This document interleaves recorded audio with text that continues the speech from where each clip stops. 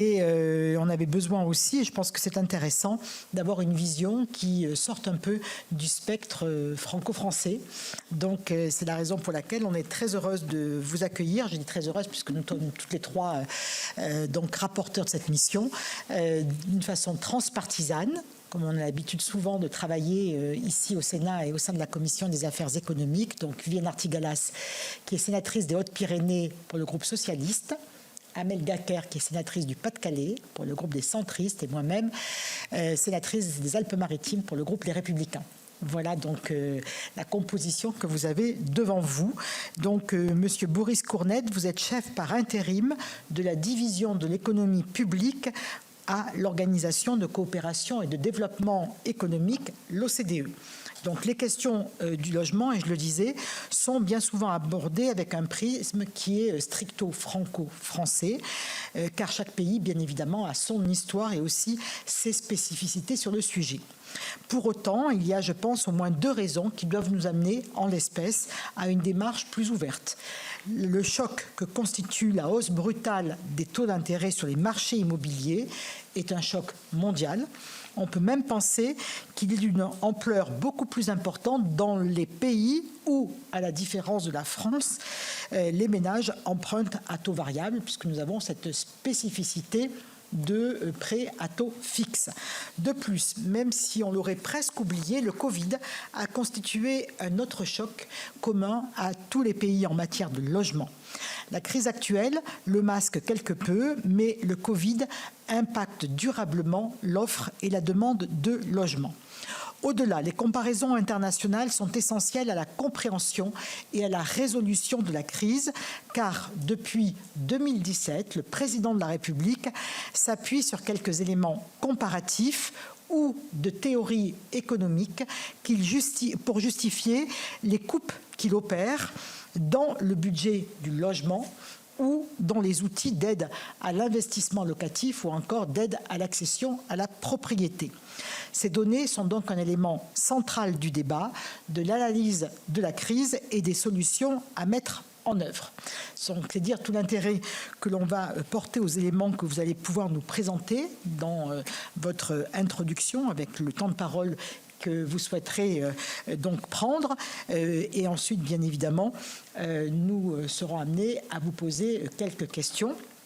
Donc, je précise également que cette audition fait l'objet d'une retransmission en direct, en vidéo, sur le site Internet et sur les réseaux sociaux du Sénat. Voilà, je vous laisse la parole, bien volontiers.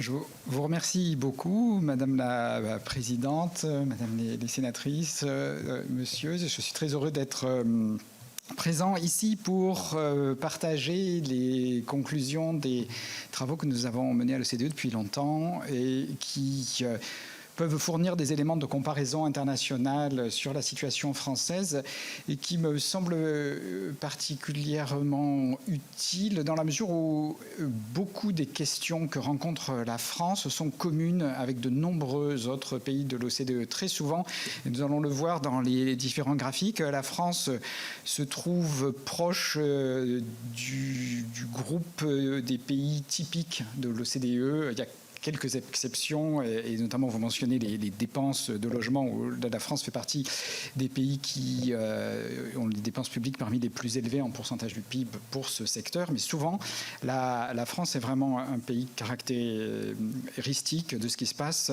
dans beaucoup de membres de l'OCDE. Alors, je me permets de poser une question pour savoir comment faire passer... Je vous fais signe, très bien. Et donc on va passer voilà, au suivant pour préciser le cadre dans lequel nous avons mené ces travaux. Bon, le logement, c'est entre 20 et 30% de la consommation des ménages. C'est un secteur centrale de l'activité économique. C'est une des raisons pour lesquelles l'économie fonctionne. Donc, à ce titre, bien évidemment, l'OCDE, depuis qu'elle existe, suit le secteur du logement. Cela étant dit, depuis 2019 a été lancée une initiative spéciale visant à ce que premièrement, renforcer ces travaux et deuxièmement, mener de manière très étroite des travaux dans tous les domaines que touche le logement qui sont très nombreux puisque bon, c'est un secteur économique important. Personnellement, je travaille, comme vous le mentionniez, à la direction des affaires économiques de l'OCDE, mais c'est aussi bien évidemment un secteur décisif pour l'inclusion sociale, pour le fonctionnement du marché du travail, et les impacts environnementaux sont considérables aussi. Et à ce titre, il nous a semblé judicieux en 2018, donc le programme a été lancé à proprement parler ensuite en 2019, de mener des études concertées pour regarder les enjeux du secteur du logement, aussi bien environnementaux, sociaux qu'économiques, dans un cadre intégré, et aussi considérer en même temps toutes les politiques publiques qui influencent le secteur. Parce que là aussi, elles sont nombreuses et très souvent, elles ont des interactions. Il y a des politiques qui n'ont rien, disons, d'efficace ou d'inefficace en tant que telles, mais qui peuvent poser problème en conjonction avec d'autres. Peut-être pour donner un exemple, pour illustrer cela, si un gouvernement ou même des États fédérés, parce que dans un certain nombre de pays de l'OCDE, ce sont par exemple au Canada, c'est le niveau vraiment des provinces qui a le pouvoir le plus important en matière de logement. Si une autorité publique mène des politiques qui encouragent les propriétaires occupants, qui encouragent le fait d'être propriétaire de son logement plutôt que locataire, cela avec des avantages pour ce secteur-là, bon, ça peut poser des difficultés. Ce sont souvent des politiques coûteuses, mais la situation va être très différente suivant qu'on a ou non des coûts de transaction importants sur la vente des logements et en particulier des taxes importantes sur la vente des logements. Si on encourage les personnes à être propriétaires de leur logement, mais qu'en même temps les transactions ne sont pas taxées, ça va poser un nombre limité de problèmes. Si en même temps les transactions sont taxées à un niveau élevé, comme c'est le cas en France par exemple, là on va créer des blocages sur la mobilité géographique et par conséquent des obstacles au bon fonctionnement du marché du travail, parce qu'on crée un obstacle à franchir pour accepter un nouveau travail lorsque celui-ci se trouve dans une autre zone géographique, un obstacle considérable. Quand on a des taxes qui sont de l'ordre de 6 à 8% du prix d'un logement, c'est vraiment une haie qui est très élevée à franchir, et donc on ne va pas le faire pour par exemple un nouveau travail qui peut-être est plus intéressant, peut-être plus rémunérateur, mais aussi risqué et qui demande un déménagement. Donc c'est pour illustrer l'importance de prendre en compte ces interactions, et il y en a vraiment beaucoup, et donc on peut suivre avec la diapositive suivante pour entrer dans le vif du sujet, de situer la France.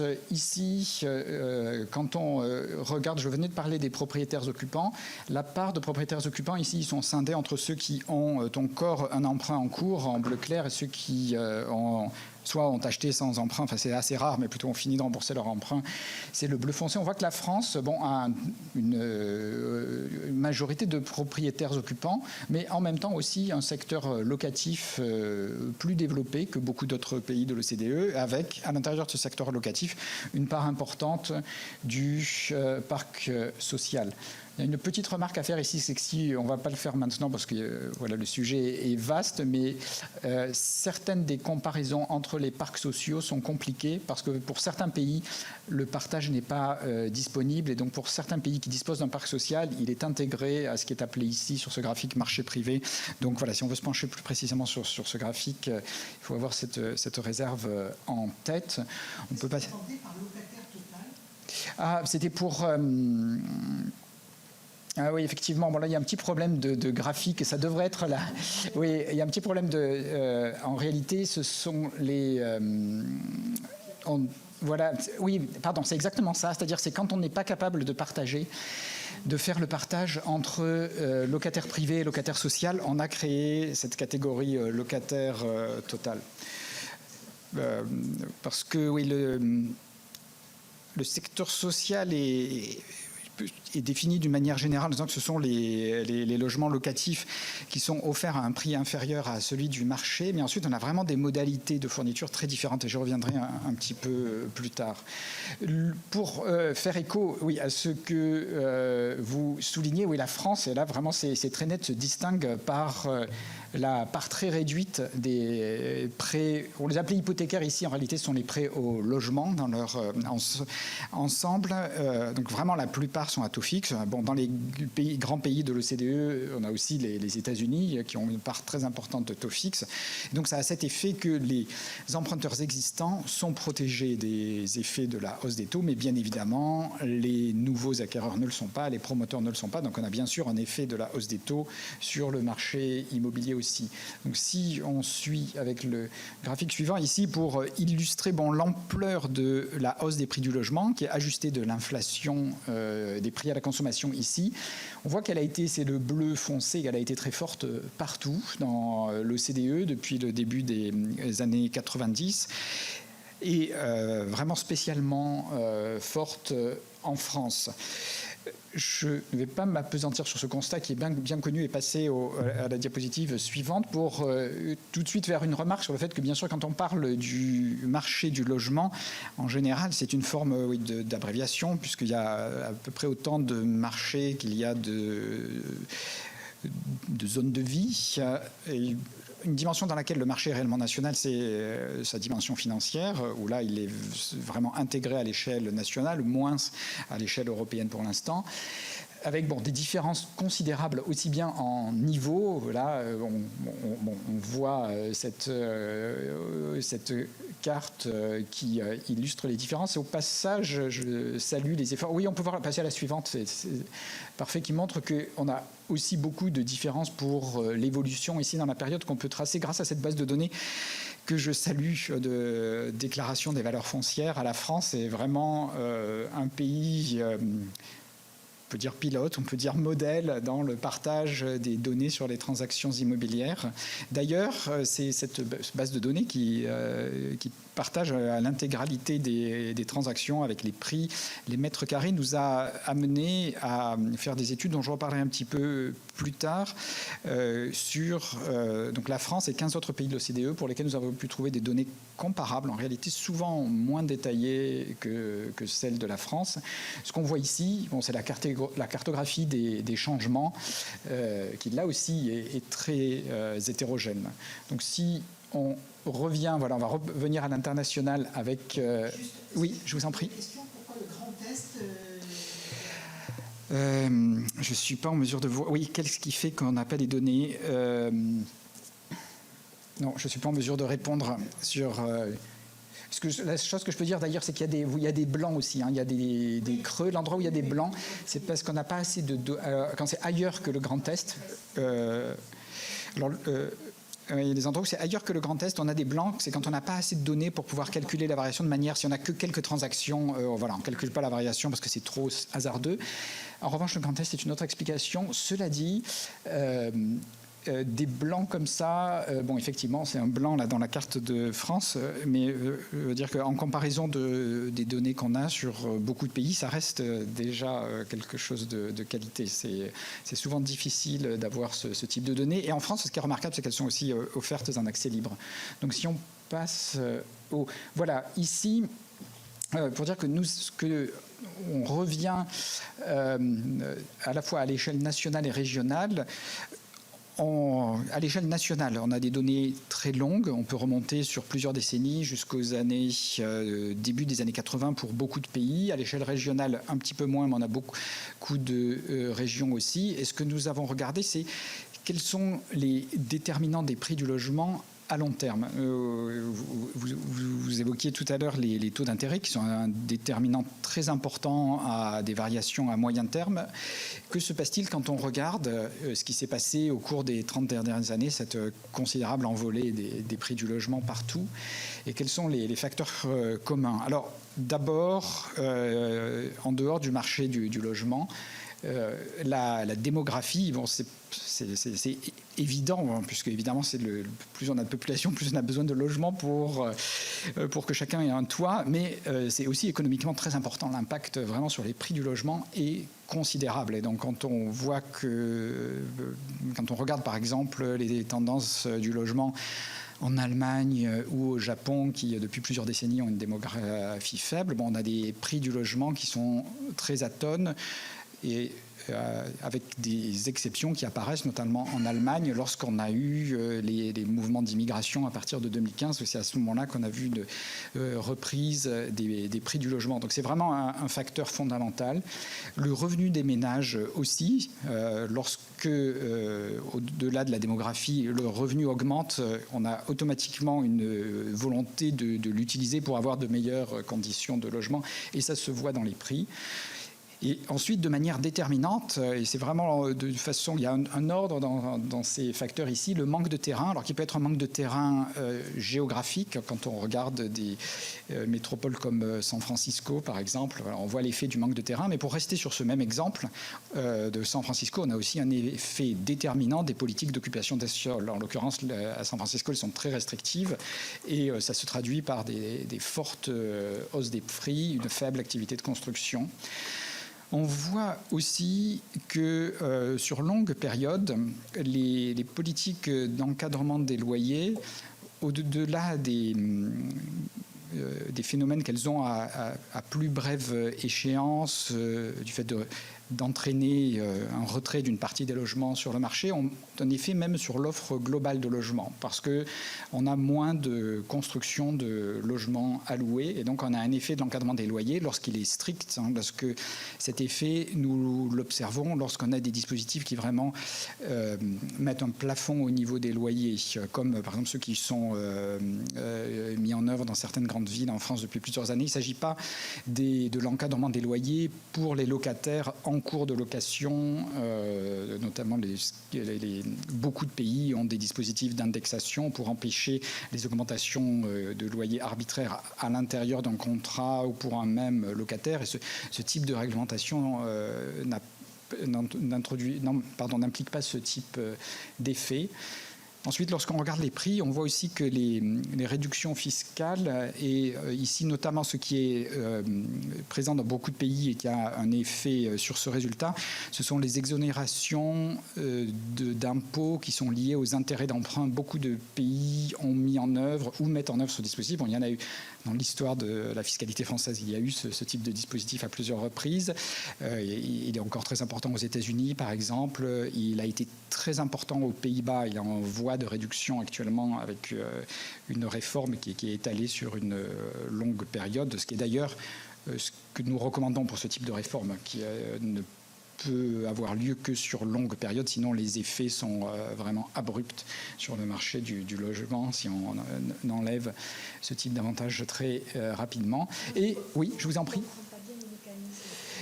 Oui, c'est simplement, en fait, c'est un mécanisme lorsqu'on a des dispositifs, par exemple, si on pense au dispositif hollandais avant la réforme qui a commencé dans les années 2010, ou le dispositif qui est présent aux États-Unis, où lorsqu'on emprunte, on réduit ses impôts en fonction des intérêts qu'on paye sur l'emprunt.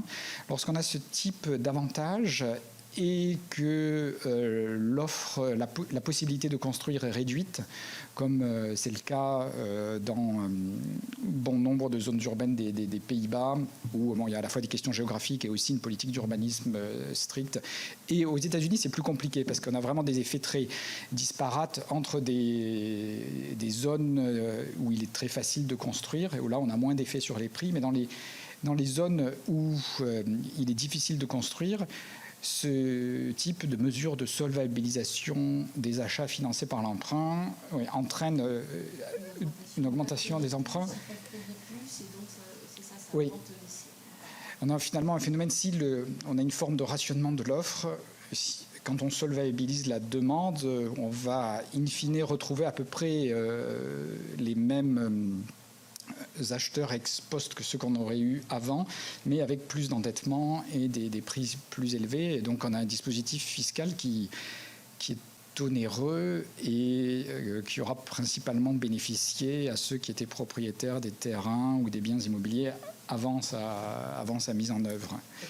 Donc si on suit avec la diapositive suivante, je voulais...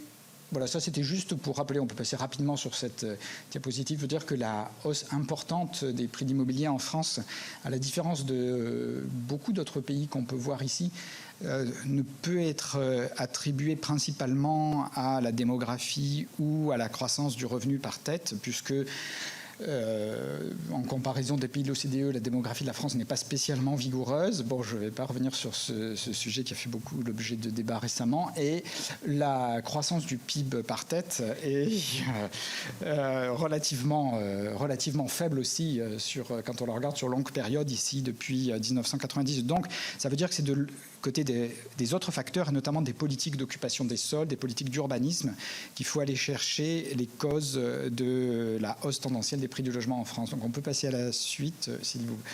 Merci beaucoup. Donc on a effectivement une construction de logements en pourcentage du parc total de logements qui est un peu inférieur à la moyenne. On voit que la France est vraiment dans ce groupe qui est dans ce groupe de pays qui est ici en dessous de la moyenne, mais pas beaucoup en dessous. Et on voit que la situation est comparable à celle de beaucoup de pays, notamment européens. Donc si on poursuit, oui, c'est un peu, oui, on a. Effectivement, oui. Alors c'est 2020, mais c'est pas sensible à la Covid. Effectivement, l'indicateur, parce que c'est 2020 ou dernière année disponible. Lorsqu'il y avait des problèmes de données liés à la Covid, on a pris 2019 dans ce graphique.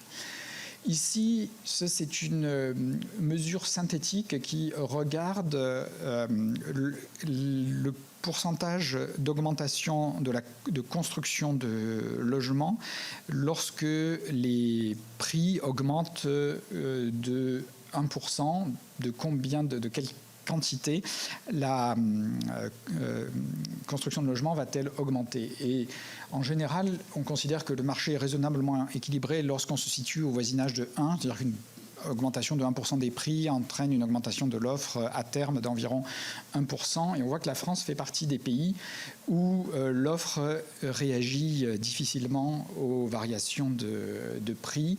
Donc c'est une autre manière de voir pourquoi les prix ont augmenté autant au cours des dernières décennies. Donc on peut passer à la suite. Ce qui est important, c'est que cette hausse des prix de l'immobilier, c'est pas seulement une question d'actifs, c'est aussi une question de consommation. C'est-à-dire que dans la consommation des ménages, à cause de la cherté du logement, on a ici, depuis 2000, dans les 20 dernières années, plusieurs points de pourcentage de la consommation supplémentaire qui ont été absorbés par le logement. On voit que ce n'est pas du tout spécifique à la France, comme on en parlait au début. La France est assez typique d'autres pays de l'OCDE. Et on voit aussi que le logement est une partie très importante de la consommation. On est proche de 30%. Ici, quand on voit ce que cela donne en termes d'accès, de qualité au logement, pour l'un des indicateurs, ils sont assez peu nombreux, les indicateurs de qualité qu'on peut comparer entre pays. Ici, c'est celui du surpeuplement. Donc un logement surpeuplé, c'est une définition assez compliquée pour tenir compte des différentes situations. Mais par exemple, lorsque dans un logement, dans une famille, 2 enfants adolescents de sexe opposé doivent dormir dans la même chambre, on considère que le logement est surpeuplé. Évidemment, si les parents et des enfants doivent dormir dans la même chambre, on considère que le logement est surpeuplé. Enfin, voilà, une définition assez compliquée. Si j'avais mis la note de bas de page, j'aurais eu un problème sur le graphique parce qu'il faut tenir compte des différentes situations.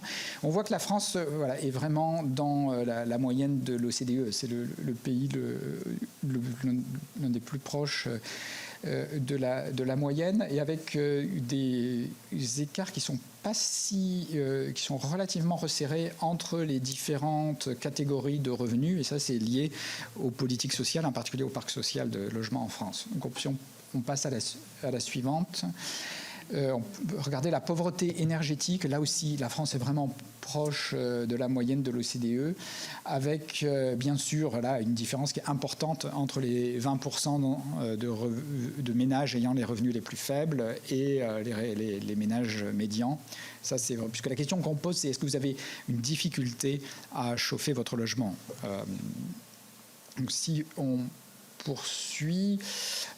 Oui, pour placer, parce que sur la question du logement des jeunes, on a aussi quelques éléments sur l'accès des jeunes au logement. Alors ça, bon, c'est un graphique qui mélange bien sûr la situation du secteur du logement et aussi des éléments qui peuvent relever de normes ou de préférences culturelles. Mais néanmoins, ce qu'on voit, c'est que sur le pourcentage des jeunes qui habitent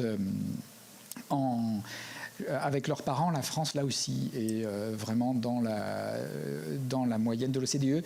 Ce qui serait intéressant, c'est de suivre cet indicateur au fil du temps. Là, malheureusement, on ne peut pas le comparer. Ce qui serait intéressant de voir quelle était la situation en 2000 et dans quel sens on a changé. Donc, si on poursuit pour parler des politiques sociales, voilà, le logement social qui explique en partie pourquoi les effets de la hausse générale des prix sont compatibles avec le fait qu'on n'ait pas un surpeuplement exceptionnel par rapport à la moyenne de l'OCDE. C'est le parc social est particulièrement développé en France par rapport à beaucoup d'autres pays de l'OCDE, et en notant qu'effectivement beaucoup de pays de l'OCDE ont des parcs sociaux vraiment très étroits, comme vous pouvez le voir ici. Alors, on peut suivre. Voilà, alors, la suite du parc social, c'est la barre rouge. Les dépenses, alors elles sont bleues pour tous les autres pays, j'ai mis la France en rouge. Les dépenses publiques d'investissement dans le logement, en fait, bon, ici, c'est toutes les dépenses publiques d'investissement dans le logement et les équipements collectifs, ce qui est une mesure beaucoup plus large que le parc social, parce qu'en fait, on a très peu on peut comparer les dépenses pour le parc social seulement entre 4 ou 5 pays de l'OCDE, donc c'est peu informatif. On a de meilleurs éléments comparatifs sur les allocations logement qu'on voit ici avec le triangle. On voit que la France est aussi un pays où les allocations logement sont un poste de dépense important. Donc si on poursuit, et ce que je voulais montrer ici, c'est que on a eu une tendance dans la décennie passée, dans beaucoup de pays de l'OCDE, à réduire justement les dépenses de construction, les dépenses publiques de construction de logements, alors que les allocations ont été aide à la personne, aide à la pierre, exactement. Et je vais y revenir d'ailleurs sur un autre. J'ai quelques éléments. Alors, celui-là, je le laisse peut-être, je ne vais pas le commenter en détail parce qu'il serait trop long. Il est plus ici pour référence, mais pour souligner que, oui, je vois que les nombres de pays sont élevés ici sur cette diapositive par rapport aux 38 pays de l'OCDE. Donc, le logement, c'est un domaine dans lequel les gouvernements sont actifs, aussi bien sur l'offre que sur la demande. On a beaucoup de dispositifs d'aide au logement, même si, comme on l'a vu sur la diapositive précédente, ils sont souvent d'ampleur beaucoup plus réduite que la France. On a beaucoup de dispositifs sur l'offre, et aussi bien des dispositifs financiers que des dispositifs de régulation. Je voudrais passer un petit peu plus de temps sur la diapositive suivante pour dire quels sont, nous, à l'OCDE, les éléments que nous avons rassemblés sur l'efficacité des différentes modalités d'intervention. Lorsqu'on regarde les dispositifs sur la demande, alors ne voyez pas, c'est curieux, il y a un petit bug graphique là, le décalage de demande, c'est pas une volonté de faire passer un message, c'est juste un bug d'affichage. Ce qu'on voit, c'est que les dispositifs de demande, ici, sont pour les allocations de différents ordres, donc la dépense publique, mais on a les mêmes effets que ceux qu'on observe pour les réductions d'impôts ou les dépenses fiscales, et finalement c'est assez logique, c'est-à-dire que lorsqu'on a ce type d'intervention et que l'offre est rigide, on a un petit peu plus, parfois très peu, ou un petit peu plus de construction et beaucoup d'augmentation de prix. Et donc on a beaucoup de la dépense qui est liée à ce type d'intervention qui est perdue, enfin disons sauf pour les propriétaires, mais qui est perdue dans la hausse des loyers. Donc on voit ça aux États-Unis où des études ont été faites à ce sujet. Il y en a eu plusieurs de grandes qualités qui ont été menées en France en regardant les APL et également en Finlande. Et finalement, alors que ces dispositifs sont quand même très différents, c'est très local, c'est jamais structuré tout à fait de la même façon, mais on a toujours des estimations qui donnent des résultats assez forts. Quand on regarde de l'autre côté des interventions sur l'offre, la différence qu'on a du côté de l'offre, c'est que même, des deux côtés, on peut avoir des problèmes, mais du côté de l'offre, même si on s'y prend mal, on finit quand même par construire des logements. Et donc, on va quand même avoir un effet sur le volume de logements. Alors, ils ne seront peut-être pas de bonne qualité, ils ne seront peut-être pas au bon endroit, et c'est important d'avoir ces considérations en tête, mais au moins, on a un effet sur l'offre. Donc, on a tendance, pour la même dépense publique, à avoir des effets plus sûrs lorsqu'on intervient sur l'offre. Ensuite, on a des dispositifs très différents. Alors, il y en a beaucoup plus que ceux qui sont là, mais ceux qui sont mis en avant ici, ils le sont, en tout cas ceux de l'Autriche et du Danemark, parce qu'ils ont fait leurs preuves. Celui de la Lettonie, il est en train d'être mis en œuvre, donc c'est trop tôt pour avoir un avis, mais c'est pour signaler que cela évolue. En Autriche, on a un dispositif qui est très intéressant, notamment pour le logement intermédiaire. Il est intéressant aussi pour le logement social, mais ne sont pas très utiles d'en parler beaucoup ici parce qu'il est très comparable à la France. Il est fait par les municipalités, il ressemble beaucoup à ce qui se fait en France. Mais pour le secteur intermédiaire, les ménages qui ont des revenus plus élevés que ceux qui vont dans des logements strictement sociaux, mais qui ont aussi des difficultés d'accès au logement, l'Autriche a un secteur très développé d'entreprises immobilières à but non lucratif qui bénéficient d'un statut fiscal adapté, qui ont aussi des dispositifs d'accès au crédit spécifiques et qui ont l'obligation de réinvestir l'intégralité de leurs profits dans l'entretien ou la construction de logements. Alors c'est un dispositif qui s'est mis en place sur une très longue période en Autriche, mais qui continue de fonctionner très bien. Et notamment pour l'accès des classes moyennes, enfin disons, c'est toujours conceptuellement un concept difficile à définir, disons plutôt les revenus entre 20 et 50% de la distribution des 20 et 50% de ménages qui sont dans la distribution des revenus, qui sont typiquement au-delà du cœur de cible du logement social, mais une partie de la population où l'accès au logement est souvent difficile. Le Danemark a un système qui, in fine, a des effets comparables, même s'il il est structuré différemment, plus centralisé, avec un fonds qui centralise justement ces profits qui sont régulés, qui sont limités, mais qui existent sur les logements intermédiaires. Les profits sont centralisés et ensuite ils sont redistribués pour l'entretien lourd et la construction de nouveaux logements sociaux. Et c'est un dispositif de ce type que la Lettonie est en train de mettre en œuvre et avec une intervention de conseil de l'OCDE. On peut passer au... Ah, pardon, non, oui, on pourrait...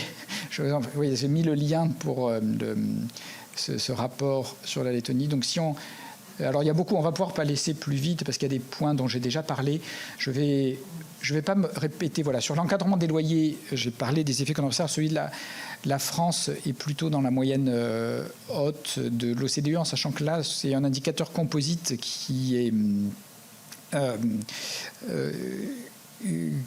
date de 2019, il est en cours de mise à jour et depuis, on a eu plutôt en France un mouvement de resserrement de l'encadrement des loyers et le degré de protection des locataires, notamment la nature des procédures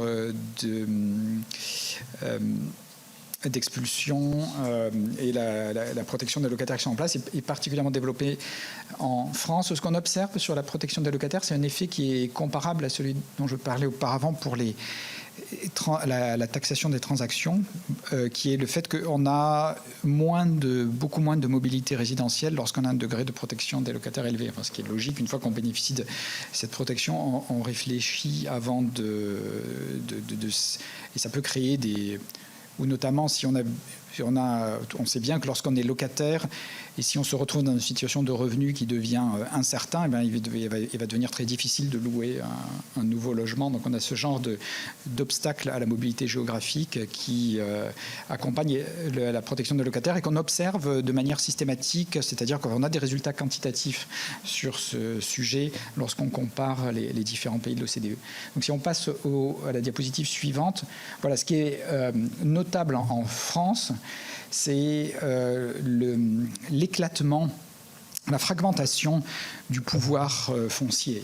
Les décisions d'usage des sols, les décisions de densification de l'espace urbain sont prises à un niveau extrêmement décentralisé. On a en France autant de municipalités quasiment qu'aux États-Unis. Quand on voit ici sur ce grand rectangle l'ensemble des municipalités de l'OCDE, on voit que là, par rapport à la taille de la France vis-à-vis de l'ensemble de l'OCDE, la France en concentre vraiment beaucoup. Et or, c'est la municipalité qui a in fine le pouvoir urbain décisif. Et ce qu'on observe, et là aussi de manière quantitative lorsqu'on compare les différents pays, c'est que plus le pouvoir de décision est fragmentaire, plus justement on a une rigidité de l'offre. Plus l'offre est rigide, et ce qu'on explique par le fait que ça donne la possibilité aux propriétaires en place,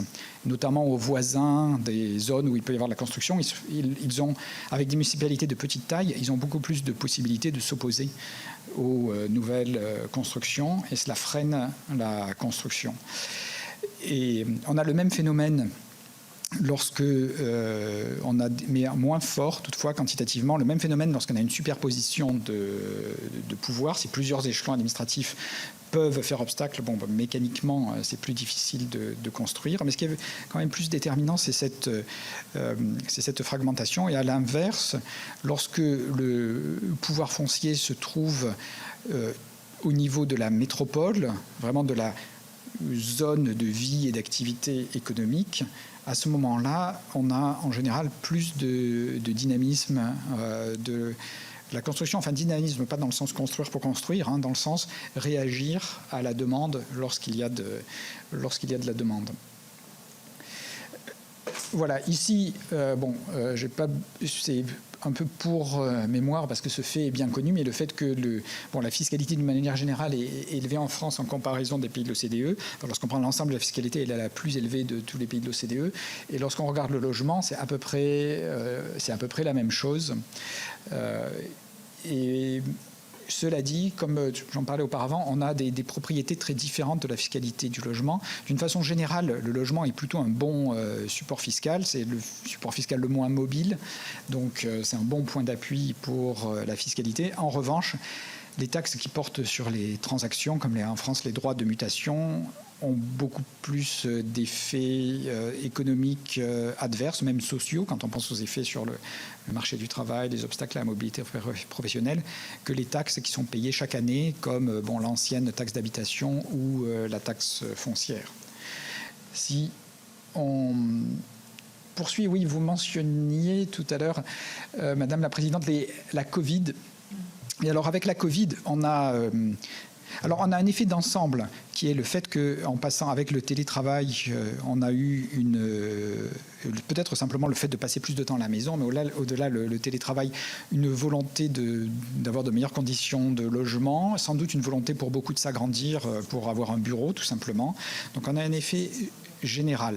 Mais on a aussi un effet géographique. Voilà, en offrant en réalité, en dehors des États-Unis, on a assez peu d'exemples quantitativement importants de secteurs du marché du travail qui deviennent du télétravail à 100%, qui permet d'aller très loin des villes. En revanche, ce qui est très développé dans beaucoup de pays de l'OCDE, c'est le fait de pouvoir télétravailler 1, 2 ou 3 jours par semaine, et ça change l'équation du choix de logement. On peut habiter plus loin parce que on va mieux tolérer un temps plus important dans les transports, et on voit ça quand on regarde les prix du logement. Et c'est là, je dis, on a donc fait ce travail inspiré, comme je le disais au départ, par les données fournies par la France. On s'est dit, est-ce qu'on est-ce qu'on peut trouver les mêmes données pour d'autres pays? On les a trouvées pour 15 autres pays, donc on couvre en fait beaucoup plus de villes que ça, mais on a 8845 métropoles pour lesquelles on peut faire ce calcul qui est celui de comparer le prix du logement au prix moyen dans la métropole en fonction de la distance au centre.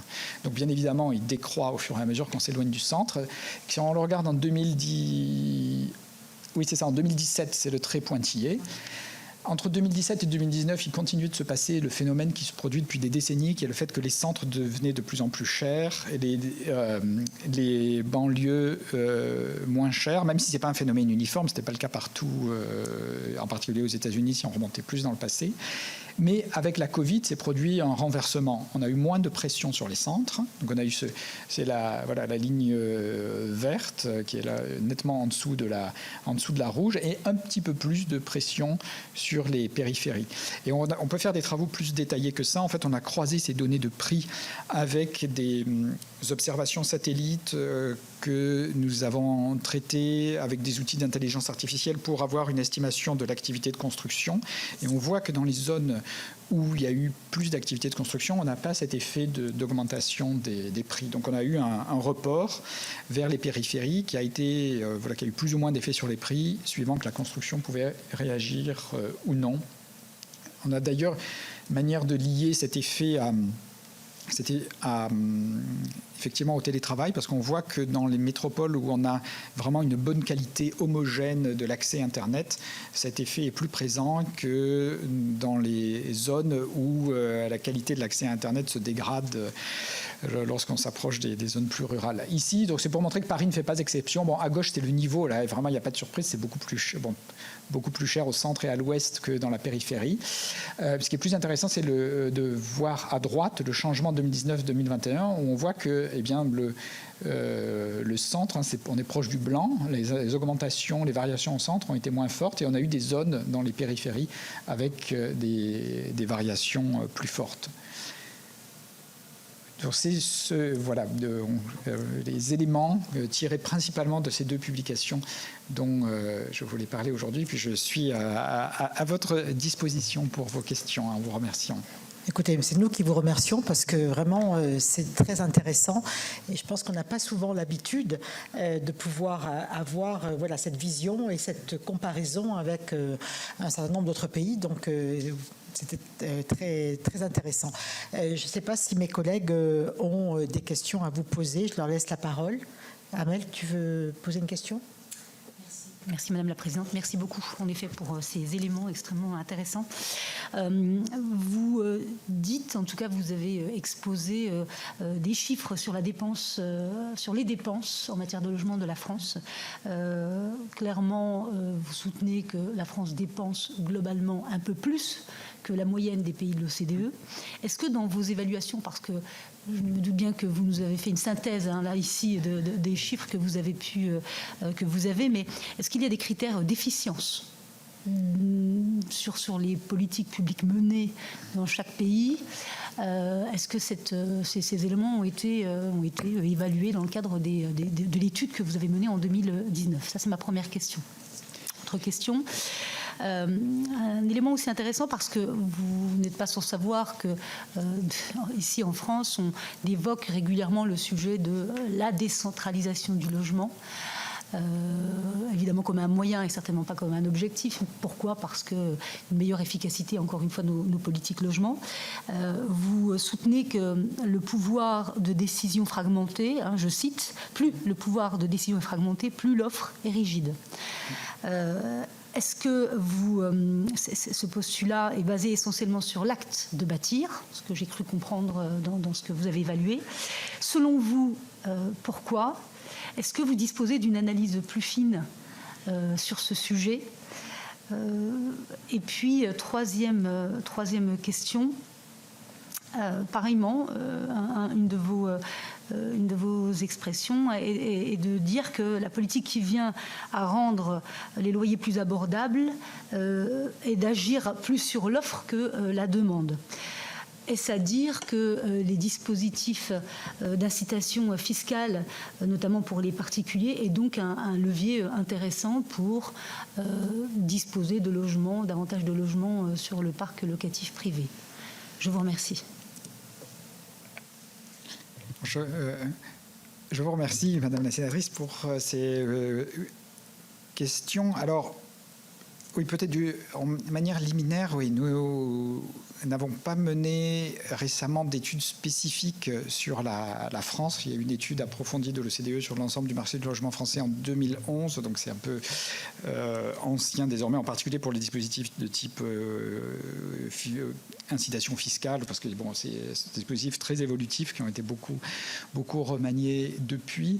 Donc je répondrai à l'appui de ce qu'on peut observer ailleurs, des travaux qu'on a pu mener sur d'autres pays ou sur l'ensemble des pays, et ce qu'on peut en tirer sur la France pour l'efficience des dépenses publiques dans ce domaine.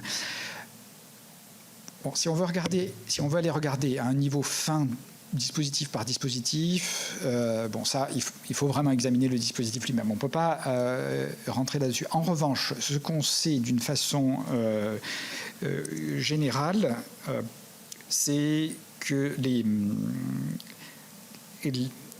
aides qui sont données pour solvabiliser les locataires ou pour solvabiliser les emprunteurs immobiliers, souvent on mobilise des fonds important et on a vraiment un effet sur les prix, c'est logique, en solvabilisant la demande. Et là, on a pu, et ça, quand je dis on a pu l'observer, c'est-à-dire c'est pas seulement sur des exemples particuliers de pays, mais c'est aussi quand quantitativement on compare ce qui se passe entre différents pays.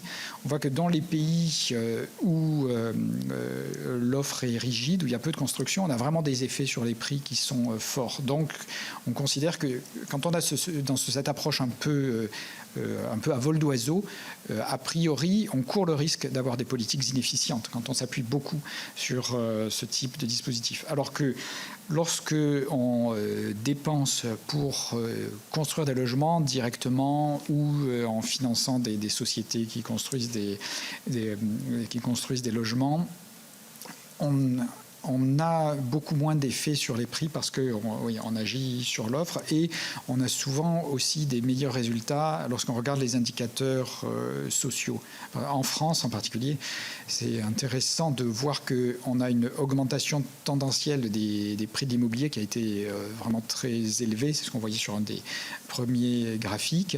Mais on n'a pas eu, finalement, la France est dans la moyenne pour ce qui est du surpeuplement des ménages, et en particulier des ménages modestes. Donc ça, c'est... il faudrait regarder plus précisément pour établir un véritable diagnostic, mais on peut raisonnablement considérer que c'est lié à l'effort particulier qui a été fait en France pour la fourniture de logements sociaux. Donc, sur la décentralisation, oui. En réalité, effectivement, le terme... je parlais de forte décentralisation, c'est plutôt la fragmentation qui est le bon terme, parce qu'il ne s'agit pas de dire que le marché immobilier va mieux fonctionner si c'est l'échelon central qui va décider. L'échelon qui fonctionne le mieux, c'est l'échelon de la métropole. Et donc, c'est une opposition entre une décision qui est prise par l'autorité métropolitaine ou une décision qui va être prise par une petite municipalité, comme ça va être le cas en France, ou qui va être prise parfois par des districts, comme ça va être le cas dans beaucoup de villes américaines, celles qui rencontrent des problèmes d'offre de logement. Souvent, c'est lié au fait que l'essentiel du pouvoir local est à un niveau inframunicipal qui de fait donne une possibilité aux propriétaires qui sont en place de bloquer la densification. C'est vraiment ça le mécanisme qui est au cœur de cela. D'ailleurs, au-delà de la difficulté que ça pose pour la réponse de l'offre de logement à la demande. D'ailleurs, quand on le regarde quantitativement, ce qu'on regardait, ce n'est pas la quantité de construction, c'est la manière dont la construction répond aux variations d'offres. C'est-à-dire que les endroits où on a peu de construction, mais il y avait peu de demandes, ces endroits-là, voilà, on les sort de l'analyse. Ce n'est pas des endroits où on va dire que le système foncier est mal organisé. Et d'ailleurs, on a une autre difficulté avec cette fragmentation, c'est qu'elle a souvent un autre effet qui est de favoriser l'étalement urbain, parce que finalement, le seul endroit où le mécanisme de décision locale va être favorable à la construction, c'est la zone périurbaine où il n'y a pas le blocage de la valeur foncière déjà installée. Au contraire, le nouveau développement va être bien vu. Et donc, on a une tendance à l'étalement. Ça, on l'observe notamment, on a beaucoup observé ce type de phénomène dans des villes américaines, des villes australiennes, en Nouvelle-Zélande, à Auckland, par exemple, où on avait ce type de mécanisme d'étalement urbain à l'œuvre, dans des zones où la possibilité de densification est extrêmement contrainte dans les zones métropolitaines elles-mêmes, enfin dans les cœurs des villes elles-mêmes. Oui, la question des loyers plus abordables. On a peu d'exemples d'incitation. Alors, je ne voudrais pas donner de réponse négative trop générale, parce que on voudrait dire, ce qui est sûr, c'est qu'on a des exemples. Bon, je parlais de l'Autriche, du Danemark, de systèmes qui fonctionnent bien lorsque on a un environnement favorable pour les fournisseurs de logements abordables. On a peu d'exemples. C'est plus difficile de trouver des exemples de systèmes d'incitation fiscale vraiment individuels destinés aux particuliers pour que les particuliers fournissent des logements abordables. C'est sans doute plus difficile à mettre en œuvre comme dispositif. Un risque qui peut se présenter dans ce type de dispositif, si on a par exemple une incitation fiscale qui va être disponible à condition que, in fine, le logement locatif n'excède pas un certain loyer. Un petit peu par construction, on va financer la construction dans des zones où la demande est relativement modérée, puisque ce sont dans ces zones-là que les loyers se trouveront à des niveaux compatibles avec le dispositif. Et on va être assez impuissant avec ce type de dispositif à traiter le problème de la cherté des loyers dans les zones où ils sont déjà élevés.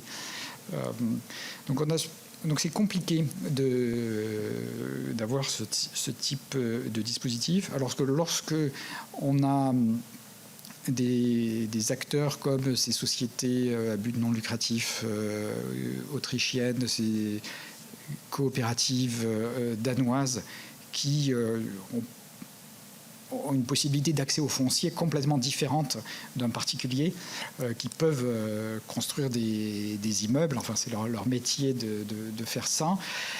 Elles sont bien mieux placées pour aller répondre à ce type de demande dans les zones tendues qu'un dispositif qui va s'appuyer sur les investisseurs individuels.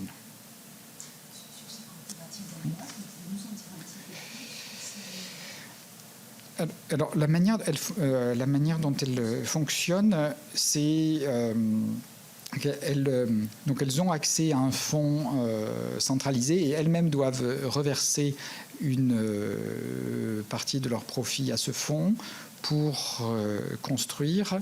Et ce sont des entreprises à but non lucratif qui vraiment construisent des logements. Le loyer est réglementé sur la base des coûts de construction plus une part de marge, et la part de marge sert justement à abonder ce fonds centralisé qui va servir ensuite pour le financement de nouvelles constructions et aussi pour le financement des rénovations lourdes. C'est les entreprises sociales chez les c'est ça?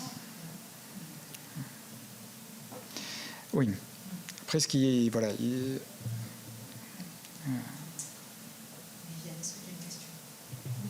Oui, je voulais vous remercier pour votre exposé aussi, très intéressant. Et moi, j'avais deux questions.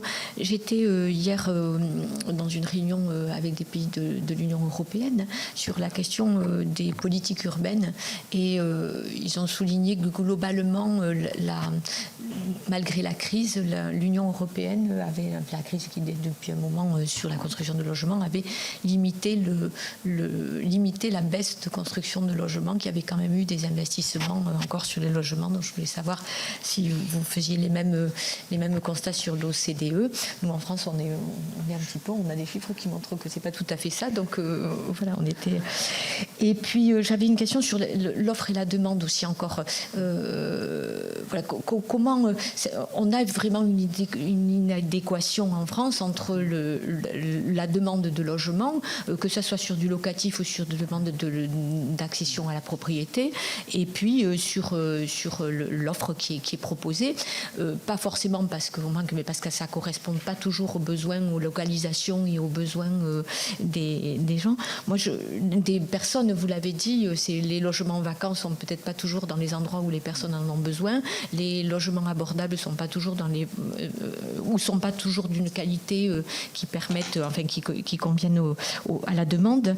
Donc, comment vous dites que c'est plus efficace de jouer sur l'offre que sur la demande, mais voilà, on se trouve là face à une conjoncture. Comment font les autres pays? Est-ce que cette inégation aussi entre l'offre et la demande, elle est aussi dans les autres pays de l'OCDE? Merci beaucoup de votre question. Pour répondre à la dernière question, ces difficultés sont vraiment très largement partagées. Et ce phénomène de raréfaction de l'offre est très présent. On a vraiment beaucoup d'exemples. Pour ce qui est de l'évolution de la construction, d'une façon générale, dans l'OCDE, on a eu un fort tassement de la construction avec l'enchaînement d'abord de la flambée des prix des matériaux de construction. On a aussi eu une augmentation des coûts de main-d'œuvre dans la construction, la hausse, même si la hausse des prix de l'énergie, qui même s'ils ont fléchi, reste nettement plus élevé que ce qu'ils étaient auparavant. L'énergie, est importante pour la construction. Donc, avec tous ces facteurs-là, on a vraiment eu un repli généralisé. Donc, je serais... Est-ce que c'était le cas avant aussi? Est-ce que c'est vraiment depuis la crise on a quand même disons qu'on on a les deux d'une certaine façon. On avait ce niveau insuffisant de construction qui explique pourquoi on a cette hausse tendancielle des prix du logement qui ont tendance à aller plus vite que l'inflation, et ça décennie après décennie. Et à cela s'est ajouté les difficultés qui sont venues après la Covid. Donc on se trouve aujourd'hui dans une situation, et quand je dis on, c'est vraiment la plupart des pays de l'OCDE, dans une situation plus compliquée, parce qu'on a un peu plus de demandes, parce que beaucoup de ménages veulent un peu plus d'espace. On avait le problème d'offres préexistantes qui est amplifié par le tassement de l'offre, le tassement de la construction pendant la crise de la Covid. Et donc il y a vraiment un fort intérêt à trouver les moyens de permettre la construction, et notamment en libérant la possibilité de construire. Alors ça veut dire le fait d'avoir la possibilité de monter en hauteur dans les zones où c'était limité, de faciliter les reconversions aussi. Il y a vraiment beaucoup de difficultés dans beaucoup de pays. Alors, je crois pas que ce soit le cas en France, mais il y a des pays qui ont encore des systèmes de zonage qui empêchent de reconvertir des quartiers désignés comme commerciaux ou de bureaux en logement. Mais souvent, on a des problèmes plus difficiles de normes de construction qui font qu'il est extrêmement difficile de reconvertir des bureaux en logement. Au-delà du coût technique de le faire. Donc on a vraiment besoin de ce travail-là et ça me paraît spécialement important avec l'optique, notamment en France, du zéro artificialisation nette qui, lorsqu'on le combine au manque de logements dans notamment les zones où l'activité économique est dynamique, ça rend vraiment important le fait de libérer la possibilité de mieux utiliser les espaces qui sont déjà artificialisés. Je souhaiterais, pour terminer, vous poser une question sur le mal logement. Est-ce que c'est un sujet que vous avez regardé à l'aune de l'OCDE? Parce que dans notre pays, on voit bien qu'il y a de plus en plus de personnes qui sont soit mal logées, soit pas logées du tout, avec les conséquences que cela peut entraîner. Est-ce que c'est quelque chose que vous avez regardé et sur lesquels on peut avoir des données qui soit sont comparables, au contraire, avec des solutions qui ont été apportées sur ce point-là plus particulièrement? Alors, je vous remercie, Madame la Présidente, de cette question. C'est une question qui me donne envie de fixer un rendez-vous parce que les données existantes de mal logement qu'on a, elles sont assez parcellaires. Les deux meilleures en fait qu'on ait, c'est celles que j'ai montrées sur le surpeuplement et la pauvreté énergétique. En fait, il y en a une autre dont on dispose, mais qui aujourd'hui est un peu dépassée, mais pour de bonnes raisons. C'est, par exemple, on peut comparer assez facilement entre les pays le pourcentage de logements qui n'ont pas d'accès à une salle de bain ou à des toilettes internes. Mais ça, fort heureusement, ces logements sont en proportion très faible dans les pays, surtout dans les pays de l'OCDE qui ont un niveau de vie comparable à la France. Donc, de ce fait, ce n'est pas un indicateur très intéressant. Il y en a un sur lequel j'aimerais pouvoir vous répondre, mais je ne suis pas vraiment en mesure de le faire pour l'instant, mais nous y travaillons, c'est le sans-abrisme. Alors, aujourd'hui, on a des indicateurs, mais qui ne sont pas comparables entre les pays, parce que certains pays comptent vraiment les personnes qui dorment dehors, certains comptent les personnes qui donnent dehors plus les personnes qui sont dans des abris temporaires et sans avoir le partage entre les deux. D'autres incluent aussi dans le sans-abrisme les personnes forcées de loger chez des amis ou dans de la famille ou chez de la famille sans que ce soit véritable logement pour eux. Mais justement, nous sommes en train de mener un travail pour rassembler sur au moins certaines de ces définitions des données comparables pour qu'on ait un nombre suffisant de pays pour que ça ait du sens, parce qu'on a des situations vraiment très, très différentes en matière de traitement du sans-abrisme, et on a des pays, notamment, c'est un des domaines où on a des succès. Par exemple, en Finlande, les Finlandais ont construit des logements spécialement pour les sans-abri et ont obtenu beaucoup de résultats. Merci. Amélie. Écoutez, monsieur, je pense que on a été vraiment très très intéressés et on vous remercie de tous ces éléments que vous avez portés à notre connaissance. Je suis sûre que ça présentera un réel intérêt dans le cadre de nos travaux. Merci beaucoup et on vous souhaite une bonne fin de journée. Je vous remercie beaucoup et je suis à votre disposition, celle de vos collègues, pour toute question complémentaire. Mais je pense que, en tout cas, notre administrateur Mathieu ne manquera pas de revenir vers vous si besoin. Et en tout cas, cet échange a été extrêmement intéressant sur des points qu'on évoque très peu, mais qui sont ô combien édifiants. Merci. Merci à vous. Merci beaucoup à vous.